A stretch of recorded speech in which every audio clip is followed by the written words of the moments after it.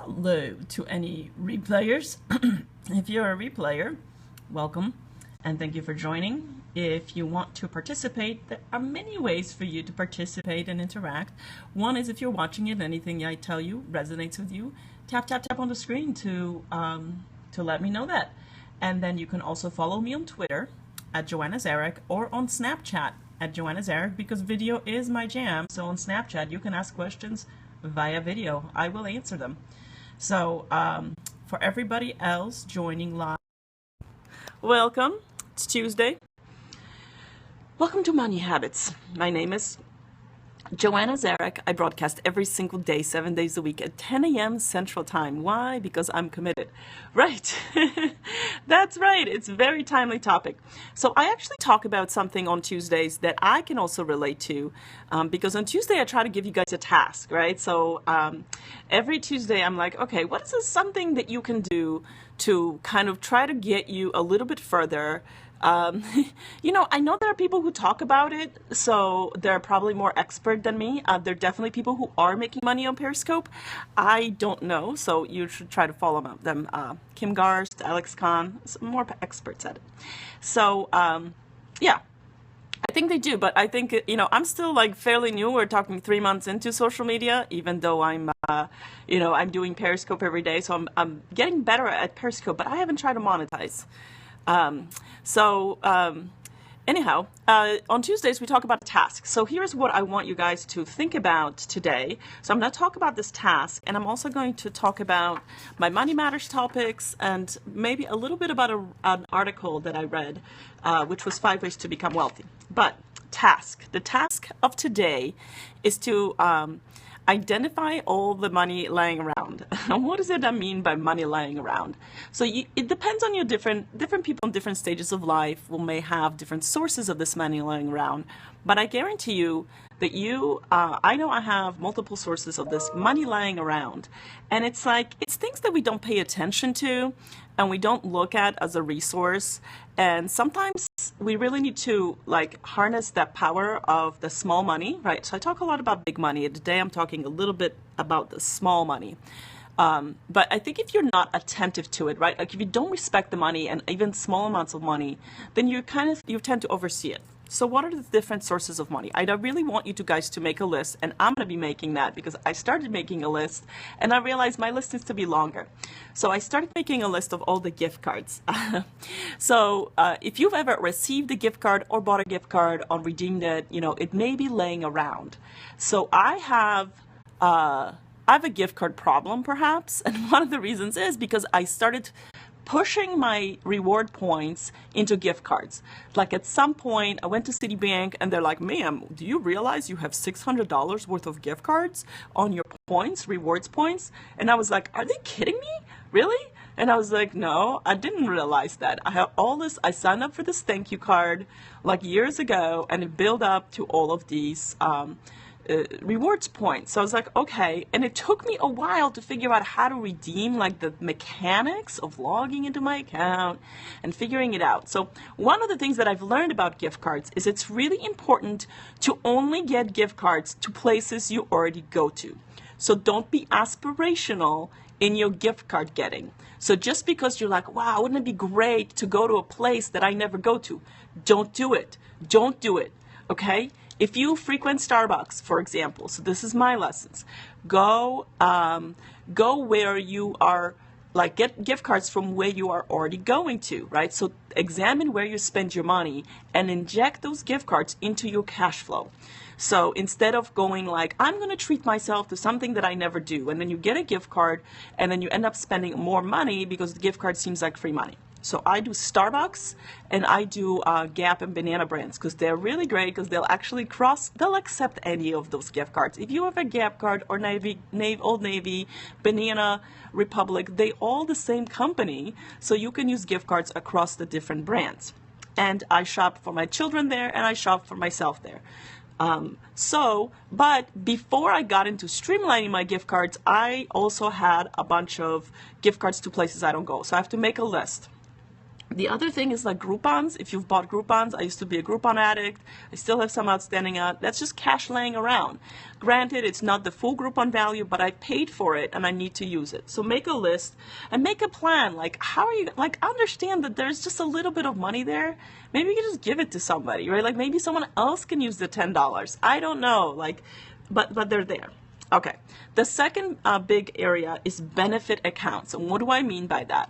So I like harp on it like no tomorrow. There is FSA, HSA, whatever your benefit account you might have signed up for, and maybe even it's new this year, and all of a sudden you haven't taken any action, right? So there's money laying around in those benefit accounts, and you want to tap those. You want to start filing the claim, figuring out do you have any receipts that qualify, and just start doing it, start collecting it.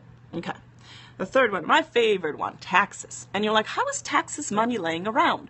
Well, two things. One is we're smack in the middle of tax refund season. And if you are going to be getting a tax refund, two things. So one, that's going to be money coming into you and you have a feel good about it. But the other thing is the money laying around is actually in your paycheck. If you're going to get a big tax refund and it's going to be over $1,000, which you'll find out soon, I encourage you highly to go to your employer and adjust your W-4 exemption form. Add one more exemption to it so that you're getting a little bit more money in your paycheck. And again, you've got to have a plan for that money. And instead of waiting till next April to get that money. So money lying around is in your taxes. Your taxes are a huge source. They're your number one expenditure that you don't think about because it just comes out. And so your tax refund, try to accelerate your tax refund. But if you have, if you are going to get a tax refund, just think about it. If it's you or your spouse, get them to fill out the W-4, and you can do it anytime during the year, and just add one more exemption. And there'll be more money coming in. It's called money lying around. Why are you waiting for the next for the next 12 months, right? So adjust it. So again, you will get a smaller refund next April, but it's money laying around. Why is this so important? Because if you're struggling with credit card debt, if you're struggling with, with making payments, living paycheck to paycheck, you need this money. Now, really important, you're going to need to have a plan for your money, right? So don't just go, wow, an extra $100 in my paycheck. I can, afford to go to take my kids to Disney on Ice, or, you know what, we're going to buy that new video game. Stop it. Make a plan. Make a money plan. Like, we're all about making a money plan. Have a plan for your money. So if you don't have a good plan for your money, if you don't have a sense of what you're going to do with that money, okay, it's a bad idea. But then, why are you here? No, I'm just kidding. I'm here to help. I'm trying to be encouraging, and I know it sounds like a little bit of tough love, but it is. It's hard. Because, by the way, all the things that I'm talking to you guys about, I struggle with every single one of these things. These are small money things. Tomorrow, I will go through in my list of money lying around. I will tell you, and you will either laugh at me or cry with me on how much money I have lying around. Next one is something that people often think about is just stuff. Do you have things laying around that you can sell or just get rid of to make space, right? We're all KonMari fans. Maybe not, but I'm a KonMari fan, and I'm trying to get rid of stuff lying around. And for me, it's not to gain value, although I guess when I donate to, because I do a itemized deduction, when I donate items, they're actually coming off of my next tax return. So it's of some value. Obviously, it'd be better value if I sold it, but it's not in my wheelhouse. It's not my strength. So my strength is to just get rid of it. That's hard enough. But you may have something of value that someone else can use. And I have a few items where I'm like, oh, that's something that I could sell. And I haven't, gotten a hang of it yet. But that's another thing. Look around and say, okay, you know what? That's something. Yeah, there you go. Right. I have so many, I have that spa gift. I have a gift card for a 90-minute massage, but it's a spa that I don't go to very often. I need to use it. It's 2 years old. I'm with you. We have this Pottery Barn gift card. That's it's a paper gift card. It's from 10 years ago. My husband meant to give it to someone for a wedding gift, and he didn't, and it's laying around. It's laying around. The reason you're making a list is because you need some reference. Yeah, there you go. Yeah, make a reference. You need to put it on your phone, make it in your notes, make it accessible. So don't make it a list that's really hard for you to find. Make it accessible so that you can kind of check and say, oh, okay, let me make a plan next time I need XYZ. I'm going to try to use this money lying around. And again, it might be inconvenient. And if you're going to end up spending more money, yeah, in the Wonderlist, right? I started making it on my Wonderlist. If you're going to spend more money because of it, like think about like, can I give this gift card to someone else? So I started giving some of my gift cards as gifts, like teacher gifts, or like someone, I'm like, oh, maybe someone could use if someone needs kids clothes, I'm like, hey, here's an old lady card. So also like, you may need to check the balance because you don't want to give someone a gift card that's just partial or something, like that could happen. Okay.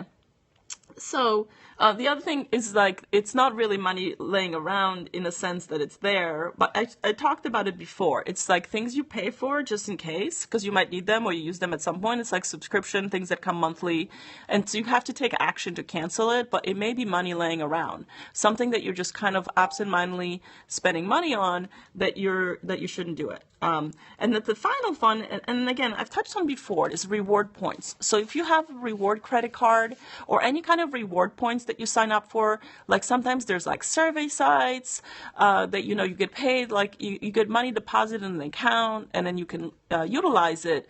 Have a plan for those, like review those, like make a list, either quit doing it because it's wasting your time. But if you are going to do it, say, okay, I'm going to convert this into X a thing that is of value to me.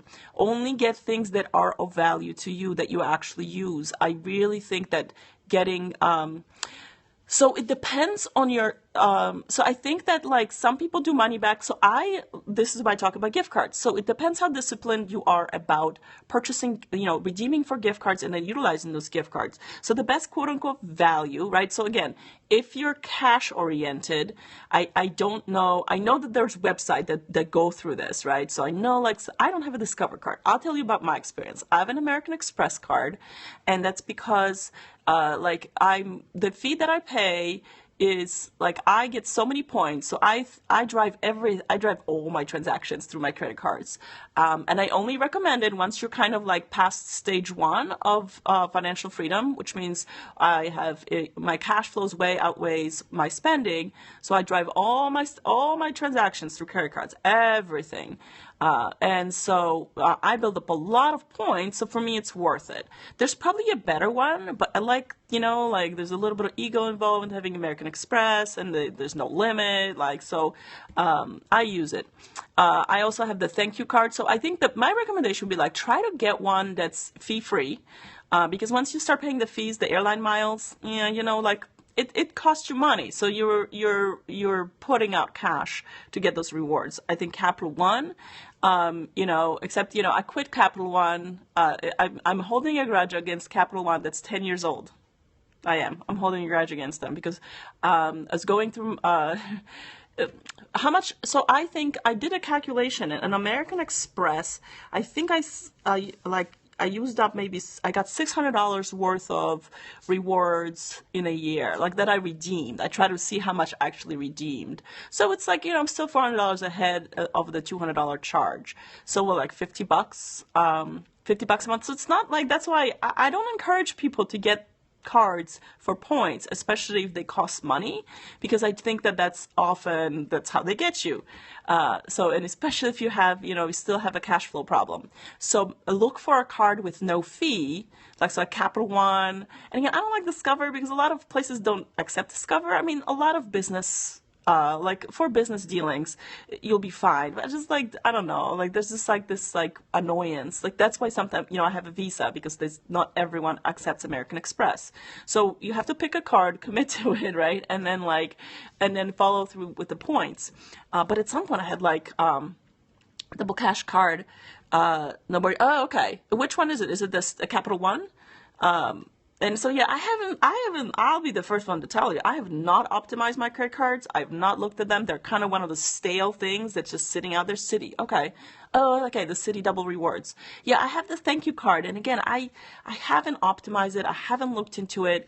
I just know that I have these. I try to develop a system where, as soon as I have 10,000 thank you points, I'll convert it to a Starbucks card in Citi. In American Express, I'll convert them to Gap or Home Depot. Actually, they have a Home Depot card, and you always need light bulbs or something.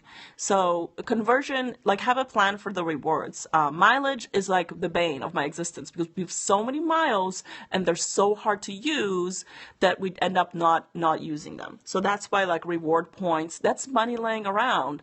And like you have, over time, things build up. And if you have like 200,000 miles, you're like, well, they're good for something, but like now we have 4 people to transport if we want to have a family trip. So I'm just trying to encourage also my husband like to do that.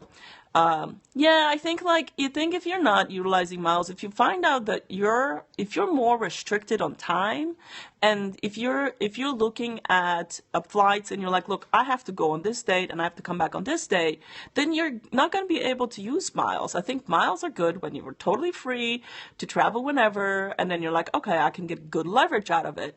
But when you're time constrained because of kids' schedules, your work schedules, your spouse's work schedules, they become lower in value. So that's the other thing is like understand like what your mileage is worth. And that's sometimes tricky, right? Because there's like some rate, but what is it worth to you, right? Like, are you really going to travel? Are you going to go? And then, make sure you have a list of all your rewards, right? Like, because they expire too, right? So if you build up a significant amount and then you didn't use it, it's like it's one free ticket. And you're like, okay, before they expire, can I convert them to something else that may be of lower value? But lower value is better than zero, right? So I have gotten my points to expire for sure. Marriott points here, Hilton points there. I used to travel for a living. So that's like, in some of those accounts, you just kind of let go and you're like, whatever, I just can't deal with it, right? But there is money laying around. And so figure out how to access these reward points. Okay. So that was, let me just like run down the money lying around. If you're just, hello, bonjour, comment ça va? Yeah, that's right. Yeah, so you found your sweet spot and you're like, you know what, that's money in the bank, right? Like that's easy. Like find something that's doable for you that you can actually execute on. And so I found the reward points to these like 3 gift cards, and literally I'll go through and I still have like where I'm like, oh, wouldn't it be nice to go to like this, I got a Let Us Entertain You gift card. And granted, we go to Let Us Entertain You restaurants, but I always forget. So if you have a stash of gift cards from one place, whenever you go there, you remember because it's a stash, right? Oh man, très bien. Merci. My French is terrible. It took like years of French and I've forgotten it all.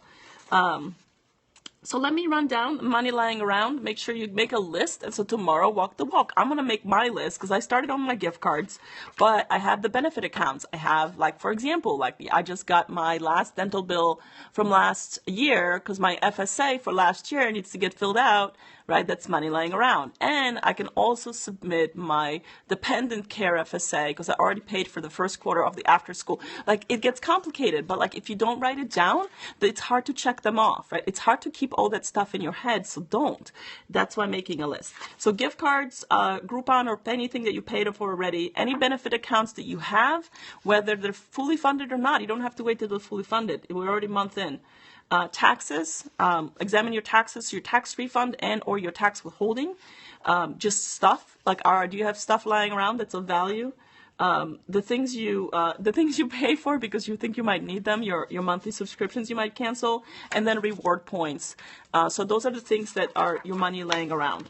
Okay, we're going to go through a bonus round, a bonus topic today. So I will retweet this link to an article that I read today, and it's very on point, right? We talk about money and we talk about wealth, and this guy's right on. This guy's called Daniel Ally, and I think I've seen his articles before. And I just laid out the 5 points. He talks about wealth and what it'll take, and he talks about sacrifices. But he's like, here's the 5 key things to become wealthy. Number 1 is adopt the producer mentality. If you're just consuming everything and you're not producing, which means you're not creating, you have to be creating and not just consuming the goods to be wealthy. Know your daily rate. Like, what is it that you, with your skill set, can pull in a day, right? If you're a minimum wage worker and that's all your skill set, that's all you're going to make in a day. It's just a question of hours. There's a max. I love the daily rate because as a consultant, that's kind of how I think about it. That's how I sell myself. I sell myself at a daily rate. So I translate everything to a daily rate. And he says, you basically have to get to 4,000 a day to to reach the $1 million mark. I was like, oh, it's an interesting calculation. And he says, if you're just earning $100 a day, which is, you should try to double it. So, right, like, again, if you're just pulling the time, if you're just putting in more time, you really need to figure out how to get paid more per hour or how to paid more for your time. Day rate's a really good thing to know. What is your day rate? Number 3 is sacrifice everything. He says, before you become rich, you must become poor. And we did talk about it, practicing poverty. Like, what's the worst thing that can happen to me? Like, play it out in your mind. What's the worst thing that can happen to you? And like, if you get to that point, and again, stoicism, practice it, then you're going to not be as afraid, because it takes a lot of courage and it takes a lot of sacrifice. And you have to make those sacrifices consciously. If you're just following kind of what you're doing every day and spending freely, then it's going to be really, really hard. You have to make sacrifices. I've made a lot of sacrifices in my life, and I think I don't talk enough about them because I don't want to be a downer, right? Like, it's like, I wanted to be optimistic, but I also want you guys to understand that I don't have everything that one would expect someone like me to have, because I'm willing to make the sacrifices to become financially independent. And I still work, right? Like, I have a thriving management consulting practice. Thriving because I went from 2 to 4 clients in the last week. I love Mr. Money Mustache. Yeah, I do. I think he's got such a great attitude, right? And he's like, are you kidding me? Like, put some sacrifice, like put it in. And I missed the last comment. Yeah, you're right. Yeah, it's like, he's like, I live life freely, right? They put in, they got to $1 million, and he's like, it's math, and they really work on, like, reducing their spend, right? And that's one of the biggest levers that you can pull. Okay, only do wealthy activities was number 4. So again, I'm going to retweet this article. It's Daniel Ally, Entrepreneur. Yeah, just intentional. Well, it's a trade-off, right? Like, we live in a small condo. I never want to buy another house, by the way, because houses they're expensive. And so we live in this condo my husband bought 15 years ago, and completely not appropriate to raise 2 children in. I was like, oh, here you go. This is our staircase and our upstairs. We have little children here. You can see it's gated around because this is like a danger zone. Right? We used to have fences around all our condo. It's a beautiful, beautiful condo, not for children. But you know what? You look at it and you're like, okay, well, how can I solve this problem? Like, how can I make my children safe? So fine, a gate looks ugly. So what? Like, our children are safe and we're comfortable. Yeah, it's a beautiful, and like, we've talked about building it in and like all this. It's very tall, it's very open. It's a converted factory. Yeah, I do. I love the tiny home idea. And like, our home isn't that tiny, 1,600 square feet. And I grew up in Poland, the tiny little apartments and the little, like, those blocks, what they see in the movies. Yeah, when you see those, when you see in the movies those like Eastern European like tall buildings, and we had like the little tiny room. My sister, brother, and myself had the tiny little room that's way smaller than my kids' room that they have to share. And we lived, and that's why you know what you can do with. And it's like, yeah, it's a nicer idea maybe to have a bigger house, but have less stuff. Okay, where was I? Number 4 on Daniel Ally's article. Yeah, and it forces you to have less stuff. Income and spending. Yes, I know. And spending's such an important part. I mean, income is huge. But if your spending just trends with your income, like, you will not get wealthy. And it's like, this happens to millionaires. If you earn $1 million and spend $999.99 of it, you're still left with $1. You're still the same as a person who made $20 and spent 19. It's just not anything yet different. Anyway, only do wealthy activities. And what it means is that, like, surround yourself with people who are more positive and who have similar goals to you. If you surround yourself with negative people, you're going to adapt their negative attitudes. When it comes to money, I think people who accept being in debt, people who accept that this is like the income is something someone gives them. Like, again, like, money is not something someone gives you. Money is something that you create, whether it's through like thinking about how do I solve this problem, working harder, saving, spending less. Money is something that you do. And as long as you give away the power of money to someone else, Like it's saying this is someone else's responsibility to provide me with an income, right? It's not someone, if you have that attitude, and if you surround yourself with people who share that attitude, complain about jobs and didn't get a raise and blah, blah, blah, well, then that's always someone else's responsibility. You gave away that right to have money. Money is something you create. Money is something you learn about and you figure out. And I had a salary at some point. I had a good salary, but now I create all my money. Like nothing comes to me. Like no one ever comes. I don't have a fixed price. No one just buys things from me.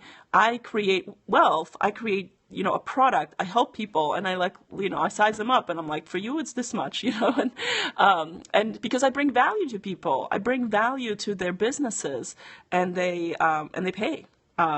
And so it's good. So, but surround yourself with wealthy activities and also do wealthy things, like take care of your health. Like I know besides wealth, the first thing that's really, really important is take care of your health. And if you hang around with people who are not serious about their health, you're going to take that, the same path. And it's not normal. And so find yourself some new friends. Like sometimes it's sad. Like I'm not talking to my sister as much because she's super negative, and I was just like, I can't deal with it. Like I can't even like support someone because the negativity is just too much. And like I'll always be there for her, and how, I want to, visit her, but I can't deal with the negativity. Use your gifts was the number 5. And I love use your gifts. Find yourself some new friends. Find you some rich friends, right? Find you some rich friends. And I don't mean like people who are snobby or wealthy. Find people who have the same attitude, like create wealth with them. And I'm doing the same. Like I'm trying to find communities online because like right now I'm in this creation mode. Like the management consulting, I can do really, really well. And I can live out the rest of my life just like, consulting for people, making money for other people is fun, but I'm doing this. Like this is part of my program. And like I know there are people way better at this than I am, and I'm learning from them. I'm trying to find communities of people who are trying to build something meaningful. Yes, you are average of the 5 people you hang out with. So true. And then use your gifts. Use your gifts was the number 5 thing. And I thought that was so important. And so important if you're for yourself, like you look at yourself, but if you have children, that's even more important. So I have kids, and it's made me think about these things so much more like crisply and consciously. And I look at my children, I said, I don't want them to be successful in sort of the standard way. This is going to be a battle, right? Because we have a schooling system and they attend a schooling system. But I want to encourage them to follow their gifts, like whatever that they're, and we can already see this, they're 4, and we can already see their gifts shining through and their, their weaknesses. And we don't want to work on their weaknesses. I don't. Work on their strengths, work on your strengths. So look within yourself and understand that things that come easily to you, the things that you find enjoyable are your gifts. They're not easy for other people. So for me, being on video, all day long. I can, by the way, stand up in public, talk all day long. This is a gift, right? Yeah. Math is a gift, right? Like, what's important to me? Helping people is a gift. Like, wanting to help another person is a gift. It's not something that everybody has. There are a lot of people who are like, I can't stand helping people, right? They don't see that giving, and it's okay. They have other gifts. But find your talents, find your skills, because that's how you're going to get wealthy. So again, the 5 things you needed to know for this, and again, it's the only 5 ways you can become rich. It's an entrepreneur magazine, and it's Daniel Ally, and he's got a great story, but he's obviously been very thoughtful about it. Adopt a producer mentality, so create things, don't just consume. Know your daily rate, what you're worth, and increase it, double it. He says, sacrifice everything, make sacrifices, just trade off. It's basically, he says, delay your gratification to focus on the bigger goal, and then only do wealthy activities, which is both to do like surround yourself with, get yourself some rich friends, people who are trying to pursue the same things and see the world in the way you want to see it, and encourage it. And same with money, like find people who either try to convert people to your way, and if they are dragging you down, like just let them go. And you don't have to let them go in everything. Like if you love watching sports with them, fine, but find somebody else to talk money with. And then use your gifts, because we're all gifted, and you have to embrace it. And it's taken me a really long time to embrace this like combination of gifts.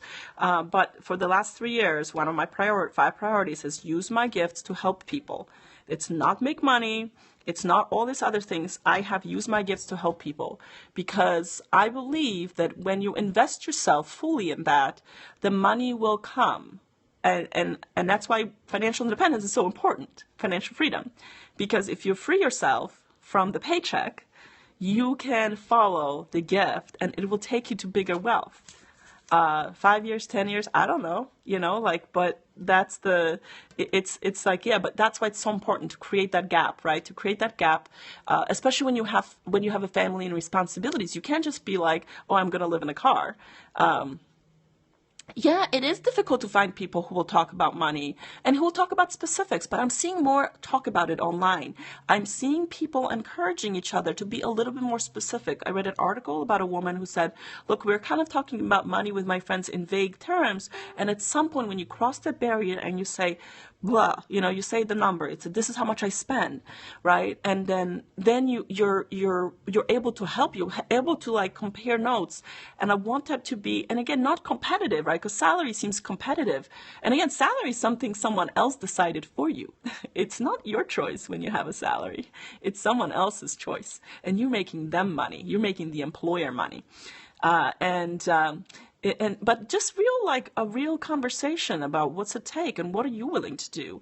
And I'm encouraging it, right? That's why I try to be a little bit more specific about when I go through gift cards or something, I say, I spend this much money.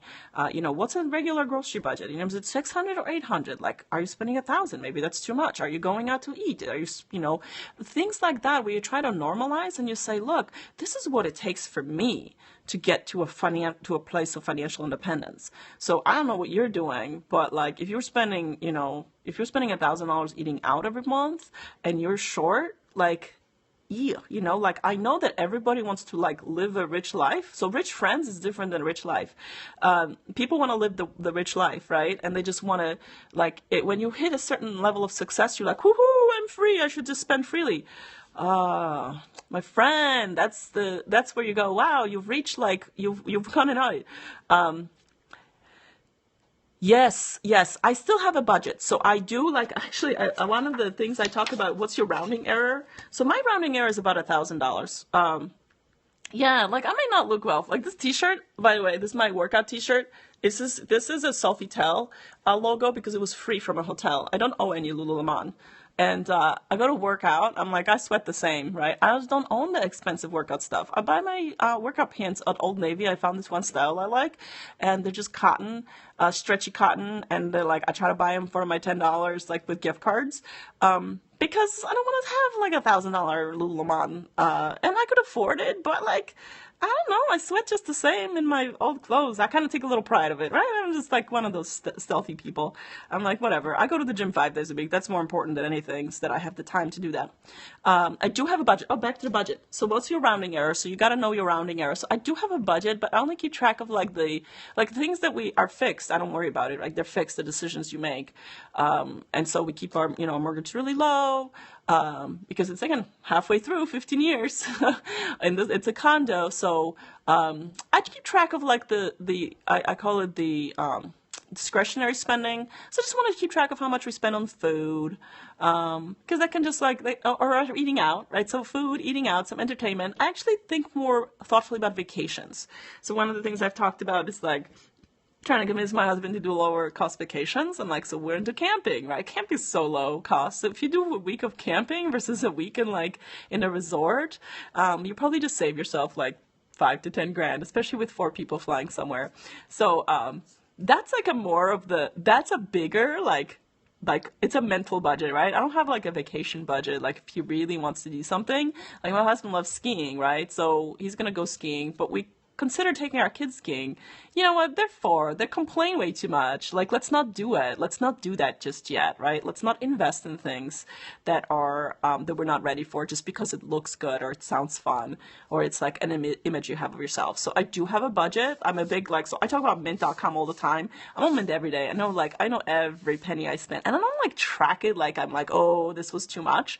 I just want to know. I want to know and I want to accept it. So again, rounding error is $1,000. So anything over that, I'm very cognizant of where it's being spent, but I just I try to ratchet back and forth, right? Like I try to ratchet down eating out by ordering food out and picking it up instead of getting it delivered, right?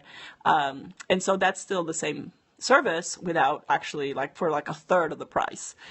So I try to do that. But a budget for me is just like how much I spend. And I do an annual, like how much I do a burn rate, which I call a monthly burn rate. Like, so what do you spend through the month? So I know how much I spend through the month, but I don't worry like about going over it. I just know that that's how much we need, right? So that helps me figure out how much emergency savings we need, right? It helps me figure out my 3-year unemployment plan, whatever it is that I need to do.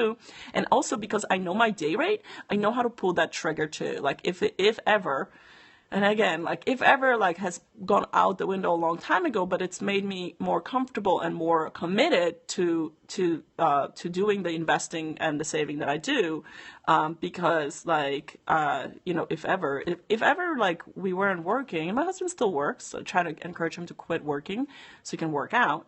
Quit working so he can work out with me. Build a business with me. He can convert his time into a higher day rate if he tried, and he's just not there yet. And so I know what I'm capable of if I need to. If I needed to, if I for some reason like. The funny thing is that if the market crashes, like if we have the Armageddon, like have a different set of skills than just like management consulting. Nobody needs a management consultant when the world's going to shit. Like I have other skill sets. So always have a second set of skill set and a third and a fourth and a fifth. Anyway, budget. Yes, keep your budget. Like get your burn rate and figure out how much money you're putting away. And so depending which stage of financial freedom building you are, like figure out, are you at 10%? Is your buffer 10%? And buffer meaning like the difference between your income and expenses is at 10% of your income. And if it's not, you got to get there. And when you get there, make it 20. And when you get there, make it 30. And when you're at 30, then we can talk. Then you've got enough cash flow to create the investment platform that can get you well on your road, right? So that's stage 4. But if you're still like, so that's how you should measure it. Like you say, do I need a budget? If you're past like 30%, 40% of between your income and your expenses, and you're saving that and you're doing good stuff with it, then like, you probably don't need a budget. Why? Because you've already done all the steps to control your spending. If you got that far, that's how I would measure it. Like, do you still need a budget? And if you're still, if you're spending more than 60% of your after-tax income, and again, that's cash flow. Then you need to, then you definitely need a budget. Everyone needs a budget. And again, for me, it's an expenditure rate. It's more than a budget. Like, know what your expense rate is, versus like try to limit it. It's just like acknowledge it and then own it, and then decide what you want to do with the rest, or have a plan, right? Have a money plan. I call it more money planning than anything. Okay, I know we went on like all kinds of different topics, but that was the task. So the task for today is get your money lying around list. I will talk about what my money lying around list. You will be shocked by the amount of gift cards that I own, and then we'll probably create a plan. I'll tell you what my plan is. So I do have some FSA claim forms I need to do. I have this old HSA account that I really need to extract money from. It's money right now. It's a few $1,000s. It's lying around. It's like somewhere out there. And I need to force myself to do it. And you might say, oh, well, how do you do like, but see, for me, $3,000, they said like the difference of what it feels like at different levels of income and wealth, just like take 2 zeros lying around. If you're like, you don't have a lot of money, but you have $30 lying around somewhere, like, what are you doing to extract it? And you're like, yeah, just, it's too much effort. That's kind of where I'm at. But I need to own that. I need to own that money. I need to extract it. I need to make a list. It's all work. It's all, there's more fun things to do, like go on Amazon and buy more stuff. Buying things was fun on Amazon, like picking out the keyboard my kids are going to practice on because they're taking piano classes. That's fun. But what's not fun is figuring out like how many freaking receipts I need to send in with this freaking FSA form. So I still do it. Like, no one's going to do it for me. And so I just want you guys to know that take those steps, and that's how I take the steps. And it might be a couple extra zeros in my money lying around. So what? It's still the same difficult process to get into and owning it and making the list and everything. So, all right. Well, this is great. I love the engagement when you guys ask questions and participate and kind of talk about your stuff. And I know sometimes I get off topic, but those are actually really great. Like, sometimes it's like 10 minutes because no one's on, I'll be like, no one's on, I'm talking to myself. But I do them every day because I want you guys to count on me to be here every day. So when you are facing that money question, you find me on Periscope every single day, but also, again, on Snapchat and Twitter, because I want to go to where the people are at, right? Where are people gathering at and where they're asking the questions, and where comfortable asking the questions. Because, again, it's not comfortable to ask those questions or talk about it or talk about your difficulties, and I want to encourage it. So peace out, everybody. Oh, Money Matters. I was going to talk about Money Matters. Okay, so Money Matters today at 5. I almost forgot. I'm going to be back on Periscope. I don't know why, because I didn't put it on my calendar. That's why. Okay, Money Matters at 5 p.m. are going to be about, I'm going to start getting, I know I have to start recycling my topics at some point, but I'm going to talk about a couple of things. So today, I'm going to talk a little about the how-to of investing. Stock buying and opening plans. Again, Money 101, so we're not talking like anything crazy. I just want you guys to break down the barrier for you to start doing your own investing. Right, and Christy knows, and it's like, and encourage you and tell you like, yeah, you're going to take these steps and you'll be like, holy shit, I like went through this barrier, but there's 10 more barriers to go through, but that's okay. You conquer them one at a time. And I'll use my experience. And then on Friday, I'm going to start talking Money Matters 202, as I call it. I'm going to talk about investing outside of stocks. And specifically, we talk about lending clubs. I've done my lending club experiment since 2013. It's a peer-to-peer lending platform, and I'm an investor in it. And I will talk about how lending club works. Who should consider it as a potential. Yeah, I do suggest it. Anybody, you have to be an accredited investor to participate in lending club. But I want everyone who listens to me to aim to become an accredited investor, and we'll talk about what that is on Friday. So today we're talking about, just plain investing, sort of market investing, but the how-tos of how do you get started. And then on Friday at 5, we're going to do Money Matters 202, and I'm going to specifically talk about Lending Club, actually show you like some, Lending Club screenshots from my Lending Club, and even walk you through like my what I do and how I invest, like how I pick the loans. So I don't even auto-invest in the loans. I like pick every single tiny $25 increment loan because I learn a lot about people when they apply for loans. So I'll see you guys later. If you can catch me at 5, great. If not, I'll be on 10 a.m. tomorrow morning talking through my list of money laying around, because so much money laying around. I got to start, doing it. Yeah, thank you for joining and for participating. I love it. Whenever you join in, I love when you seeing your name, because I know you're going to participate and give me hearts. So thank you. Thank you so much for joining. And thank you guys for your time. And I will see you soon. Goodbye.